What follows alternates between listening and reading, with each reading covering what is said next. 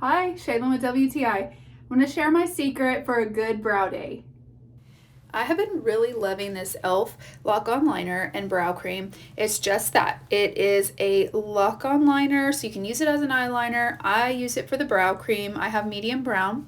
You can see it's kind of a great pomade texture, and it really just draws effortlessly onto the skin with this little angled brush. I use it with the spoolie and angled brush, and when you do that, you're going to take that angled eyeliner brush to just kind of sculpt, shade, line, and define your eyebrows. I like that it's pretty effortless. I'm using this brow cream to just blend smoothly into my skin and hair, and when you have just the one done, you can really see that there is a big difference in the one I've done versus the one I haven't done.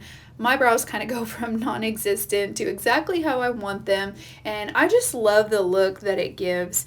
Like I said, I will use the spoolie to just make sure everything is in place, and then once I do, I know that this brow cream is going to lock everything in place. It is smudge proof. It just gives me the look, and I know that it's going to last all day.